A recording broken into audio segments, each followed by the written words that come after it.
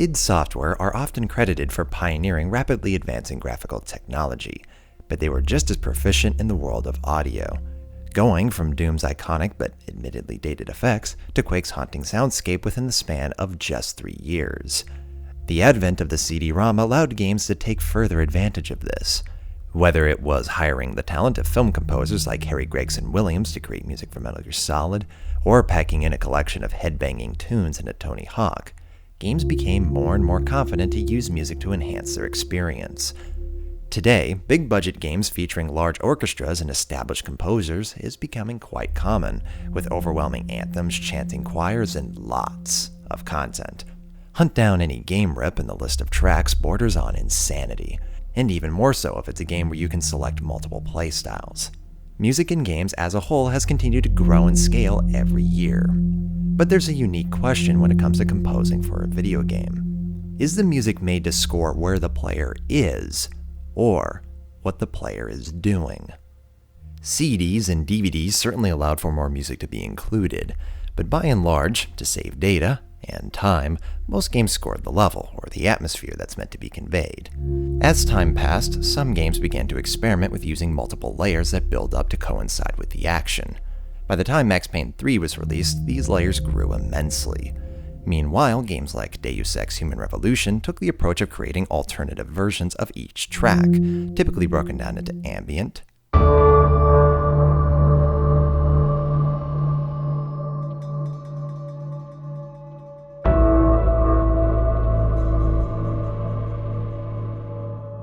stress, and combat.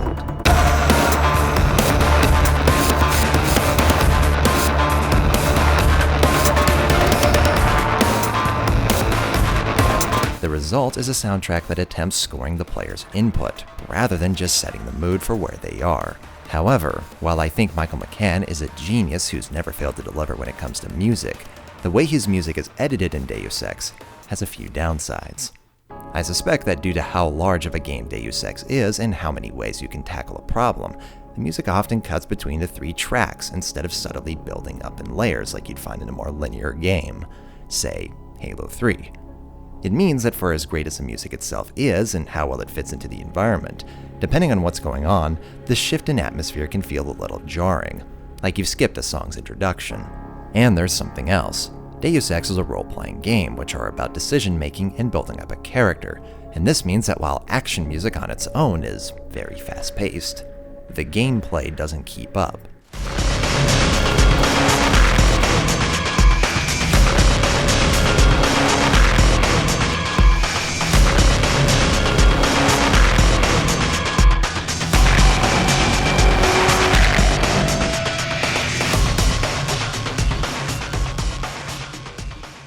Jack Wall's brilliant music manages to barely avoid this by making action music that is notable in its heavy layers rather than outright pace.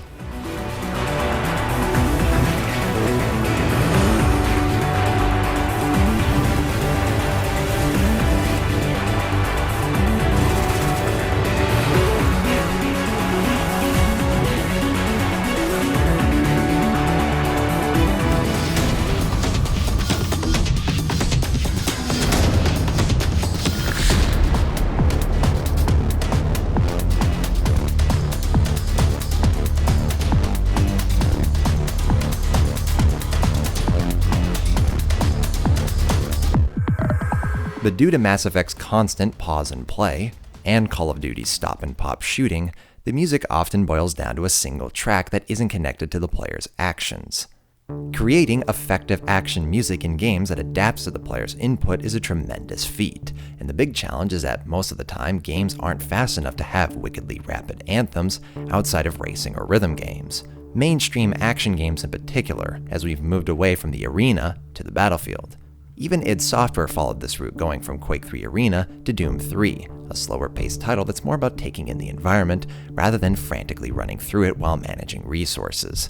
Slower-paced games aren't inherently negative, hence why I'm using games that I've enjoyed for demonstration. But as music has grown in scale, the gameplay itself has slowed down, creating a conflict of interest that's only fought against by the industry's best talent, bringing us to Mick Gordon and his award-winning score for Doom. As mentioned by composers and content creators, there's a common trend at the moment of believing that scores are not supposed to be noticed. A theory that Mick Gordon rips to shreds.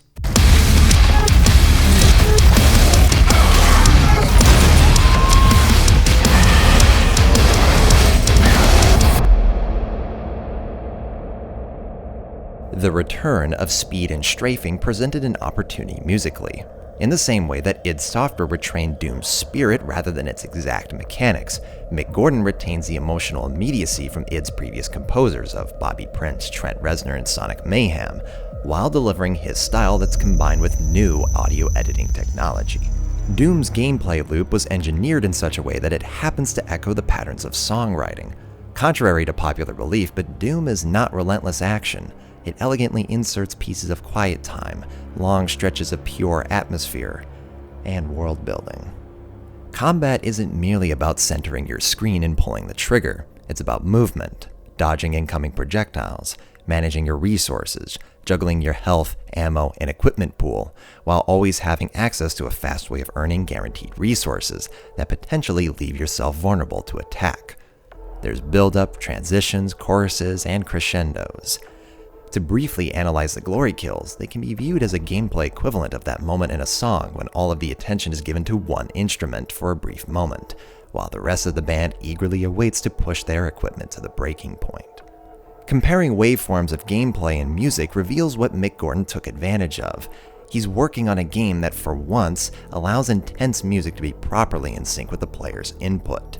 And having worked in video games for years, he even knew exactly how to compose his music for id's return to form. So the way I like to approach it is I still treat music the way that music I believe is intended to be treated, which is you have verse-like structures, you have chorus-like structures, and you have build-ups and transitions into those things.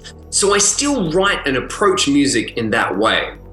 Then what we try to do is hand the change of that over to the player's actions.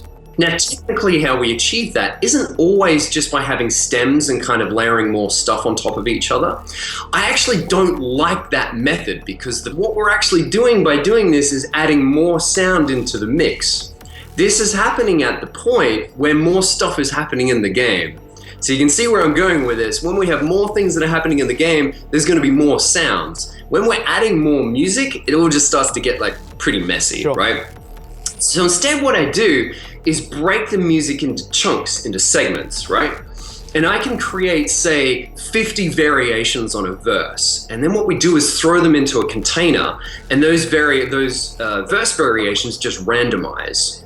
Then when the player does something really cool and we want to kick up to the chorus, it dumps out that container, plays a little transition and brings in the chorus. Those choruses can randomize for as long as they need to, and then it dumps back down into the verse when we need to do that. By breaking up each song into multiple chunks with dozens of variants, the music is effectively reinforcing Doom's gameplay loop. Doom isn't a sandbox game, it's a traditional linear shooter on the basic level, and enemies generally spawn in the same place on repeat playthroughs. But the gameplay has enough options and depth to make each encounter feel a little bit different. Same thing with the music. You may hear Mick Gordon's rip and tear multiple times, but the order of the riffs and the build-up to them is altered each time it plays. And this goes for almost every combat song in the game. Doom's soundtrack is a fusion of atmosphere, empowerment, and subtle nostalgia and tribute. Every song is made to be appropriate for each setting it's used in, as is tradition, but it combines said tradition with this cutting-edge technique of making the player feel that the music is responding to them, rather than just being an unresponsive loop in the background. When listening to the soundtrack on its own after playing the game, you can really start to notice how aware Mick Gordon is of gameplay in each of them. Rust, Dust, and Guts is a song played in the game's earliest levels, beginning with thick electronic beats.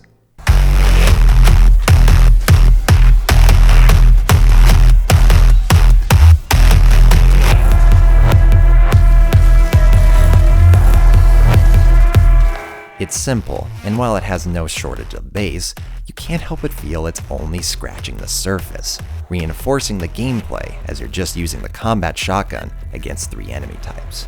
But as you continue, the track evolves into a riff that's oddly familiar.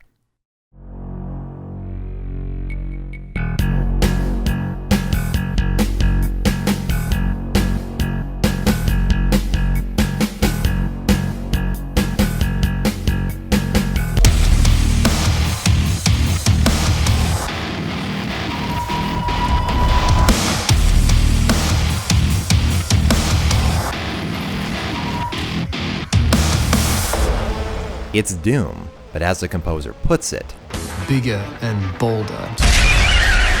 That scale is carried throughout the soundtrack, and the tempo of this early song is best compared with the penultimate track, Megacorp. This level is the final location on Mars, and surrounded by technology built within our solar system. It's also a real test for the player, as they've graduated from a single combat shotgun against imps to accessing the entire arsenal to be used on every enemy excluding bosses. It's the most frantic, chaotic, and high-stakes level in the game, and the music once again reflects this.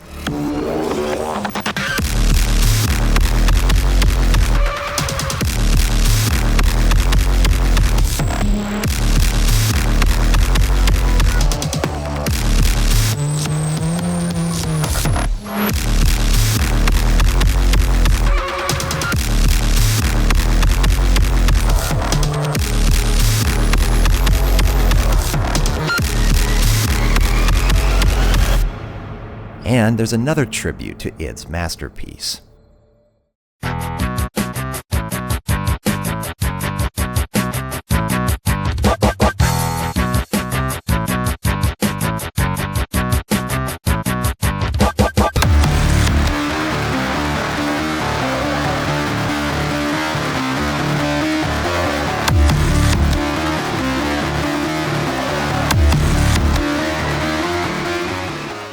This attention to detail even extends to the game's boss fights. I'm not going to show the final battle as it's something you really should experience directly, but each track in these sections has a very different feel than the rest, once again as a result of needing to score the gameplay.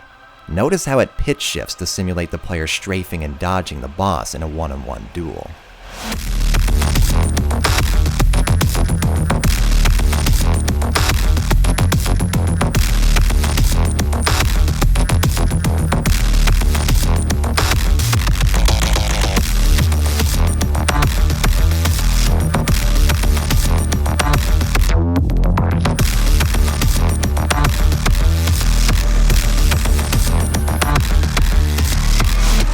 And after simulating what it's like to avoid that barrage of incoming fire through sound, it recreates the feeling of wreaking havoc on your nemesis, over and over and over.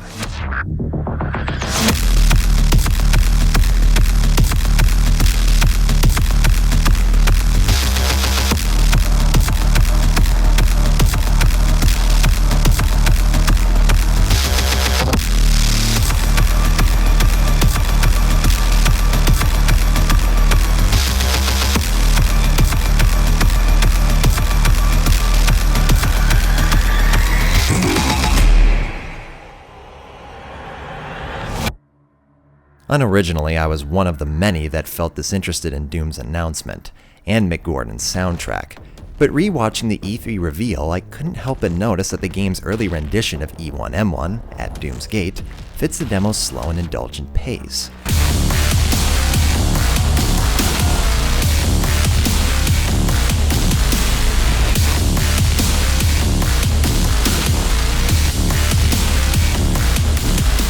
It was revealed in interviews that id Software originally wanted Mick Gordon to create an entirely electronic score, and it goes on to explain why the E3 demo feels so different despite using almost the exact same layout and weapons as the final product.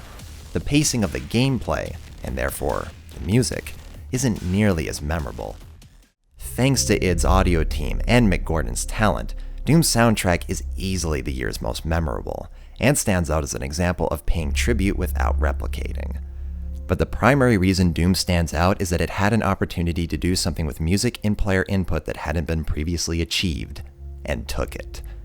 Creating a game and a score where listening and playing are one and the same.